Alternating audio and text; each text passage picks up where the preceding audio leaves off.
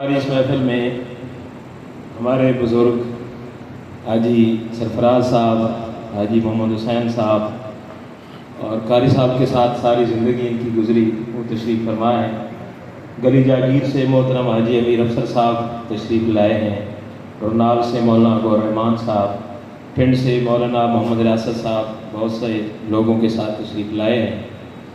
اسی طرح ڈھلیاں سے قاری محمد انور سلیمی صاحب، قاری صاحب کے یار غار، وہ بھی یہاں موجود ہیں۔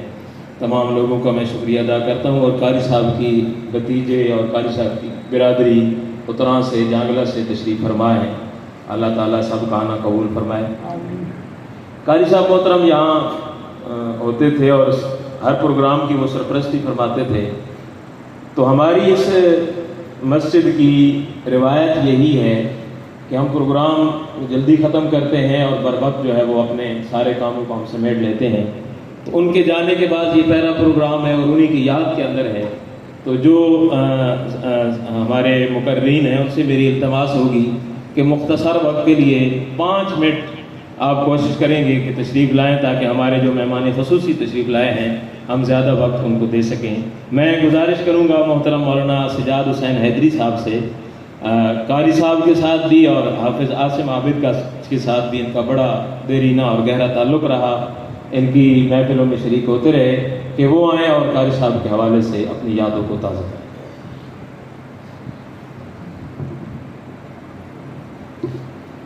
نحمده ونصلي ونسلم على رسول الكريم، اما بعد فاعوذ بالله من الشيطان الرجيم، بسم الله الرحمن الرحيم۔ ان هذا القرآن يهدي للتي هي اقوم، قال النبي صلى الله عليه وآله وسلم ان الله يرفع بهذا الكتاب اقواما ويضع به آخرين، او كما قال النبي صلى الله عليه وآله وسلم۔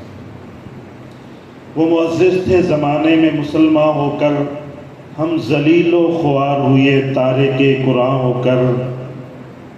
وہ معزز تھے زمانے میں مسلمان ہو کر، ہم ذلیل و خوار ہوئے تارک قرآن ہو کر۔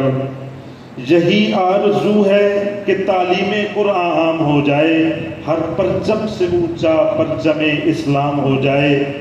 اے موت تو نے کیسی نادانی کی، اے موت تو نے کیسی نادانی کی، گلشن سے وہ پھول مسئلہ جس نے پورے گلشن میں ویرانی کی۔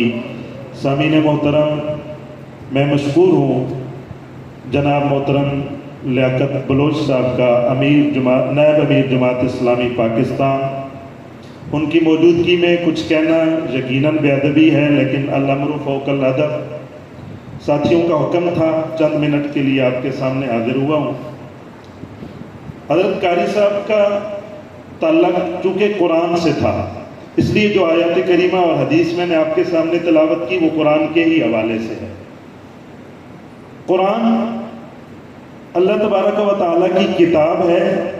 کتابیں پہلے بھی تھیں، تورات بھی ہے، زبور بھی ہے، انجیل بھی ہے، صحف ابراہیم بھی ہے، صحف موسیٰ بھی ہے، لیکن وہ صرف کتابیں تھیں۔ یہ وہ کتاب ہے جس کو اللہ نے کتاب کے ساتھ ساتھ کتاب اللہ ہونے کا اور کلام اللہ ہونے کا شرف بھی عطا کیا ہے۔ اور اس کتاب کی خصوصیت اور کمال یہ ہے کہ اس سے پہلے اللہ تبارک و تعالیٰ نے جو کتابیں بھیجی وہ اکٹھی کتابی شکل میں آئیں، اور کتابی شکل میں موسیٰ علیہ السلام کو اللہ تبارک و تعالیٰ نے تورات دی۔ موسیٰ کو کہا کوہ طور پہ آ جائیں، میں نے آپ کو تورات دینی ہے۔ حضرت موسیٰ کوہ طور پہ گئے، تورات مل گئی۔ حضرت عیسیٰ علیہ السلام کو انجیل ملی، فرمایا اپنے ماں باپ خانے میں جاؤ، انجیل مل گئی۔ حضرت داؤد علیہ السلام کو زبور ملی، فرمایا اپنے ماں باپ خانے میں جاؤ، زبور مل گئی۔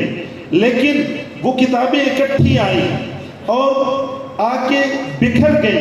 قرآن کا یہ کمال ہے کہ قرآن آیا بکھر کے ہے، کبھی ایک آیت، کبھی 2 آیتیں، کبھی رکوع، کبھی سپارے کا کچھ حصہ، کبھی سورت کا کچھ حصہ، لیکن آیا بکھر کے۔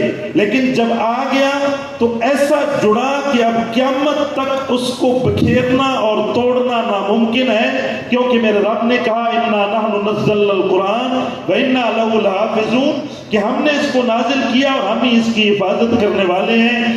قرآن آیا بکھرا ہوا جڑ گیا، پھر قیامت تک وہ جڑا رہے گا، اور جو قرآن سے جڑے گا وہ بھی قیامت تک جڑا رہے گا۔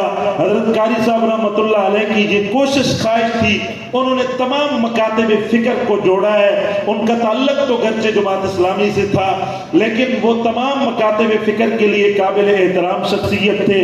انہوں نے تمام کو عزت دی، عزت سے نوازا، اور جب وہ دنیا سے چلے گئے، میں نے جنازے پہ دیکھا بہت ساری آنکھیں اشکبار تھی، بہت سارے لوگ، میرا ان سے کوئی خونی رشتہ نہیں ہے، میرا ان سے صرف دینی رشتہ تھا، اور اللہ کے ہاں بھی یہی دینی رشتے معتبر ہیں۔ اس لیے اللہ نے نوح علیہ السلام سے کہا تھا، یا نوح انہ لیس من آلک، میرے پاک پیغمبر، بیٹا آپ کا ہے، آپ کی پشت سے، آپ کی بیوی کے بطن سے پیدا ہوا ہے، لیکن آپ کی بات نہیں مانی، آپ کے کلمے پہ لبیک نہیں کہا، لہٰذا وہ آپ کا بیٹا میں رب تسلیم کرنے کے لیے تیار نہیں ہوں، کیونکہ میرے ہاں خونی رشتے معتبر نہیں ہیں، میرے ہاں تو کلمے کے رشتے معتبر ہیں۔ میرا تعلق ان کا خون کے ساتھ، ان کے ساتھ خون کا نہیں تھا، دین کا تھا۔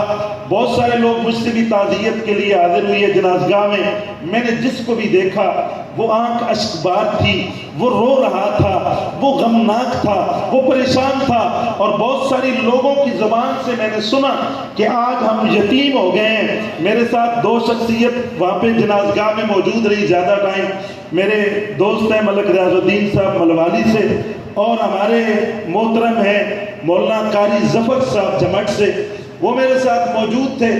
جب ہم جانے لگے تو ان کے کچھ الفاظ تھے جو آج تک میرے کانوں میں گونج رہے ہیں۔ آپ کو سنا اس لیے رہا ہوں کہ آپ ان کے نقش قدم کو اپنانے کی کوشش کریں، قرآن کے ساتھ تعلق کو جوڑنے کی کوشش کریں، کیونکہ جب تعلق قرآن سے جڑتا ہے پھر اللہ کیسے عزتوں سے نوازتا ہے۔ اللہ کے پاک پیغمبر صلی اللہ علیہ وسلم نے اعلان فرمایا، ان اللہ یرفع بہذا الکتاب اقواما، اس کتاب کے ذریعے سے اللہ بہت ساری قوموں کو بلندیاں عطا کر دیتا ہے۔ اب قاری غلام محمد صاحب کہاں کس گاؤں میں پیدا ہوئی ہے، میں ایک دفعہ ان کے لیے تعزیت کے لیے ان کے گاؤں میں گیا، میں نے کہا حضرت قاری صاحب اللہ کا واسطہ آئندہ تعزیت کھوڑ میں رکھنا، آپ کے گاؤں میں ہم نہیں آ سکتے۔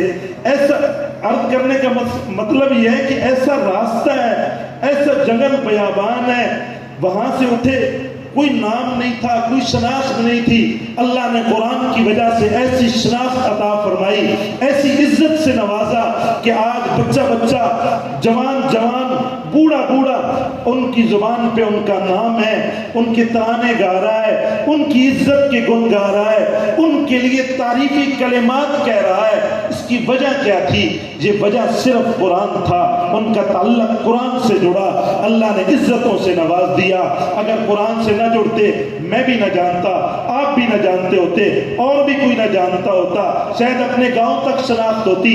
اللہ تبارک و تعالیٰ نے قرآن کی برکت سے پورے علاقے کے اندر، پورے ملک کے اندر شناخت سے نواز دیا ہے۔ تو میں عرض کر رہا تھا، وہ مجھ سے کہنے لگے کہ سجاد صاحب یہ تو لوگ آپ کے پاس آ رہے ہیں اور ان کی زبان سے جو الفاظ آپ سن رہے ہیں یہ اس سے اوپر کے نہیں ہیں، جیسے ہم رسمن کہہ دیتے ہیں لوگوں کے بارے میں کہ فلاں اچھا تھا، فلاں اچھا تھا، فلاں اچھا تھا، رسمی گفتگو ہوتی ہے۔ مجھے کہنے لگے یہ رسمی گفتگو نہیں ہے، واللہ ان لوگوں کے الفاظ ان کے دلوں سے نکل رہے ہیں، ان کے آنسو ان کے دلوں سے نکل رہے ہیں۔ تو یہ عزت ان کو قرآن کی وجہ سے ملی، ان کے بلند اور عالی اخلاق کی وجہ سے ملی۔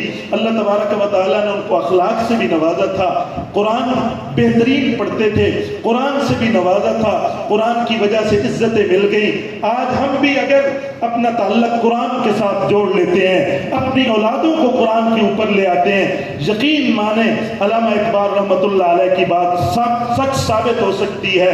وہ معزز تھے زمانے میں مسلمان ہو کر، وہ لوگ کیوں عزت پا گئے؟ کیونکہ ان کا تعلق قرآن سے تھا۔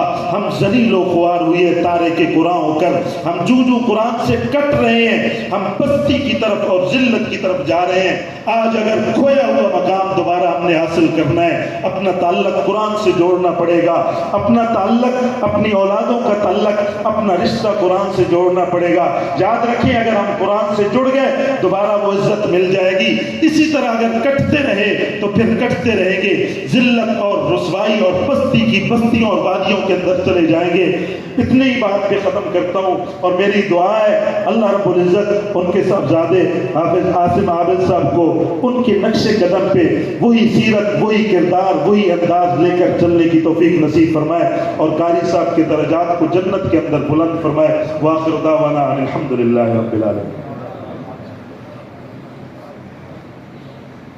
ماشاء اللہ، جزاک اللہ۔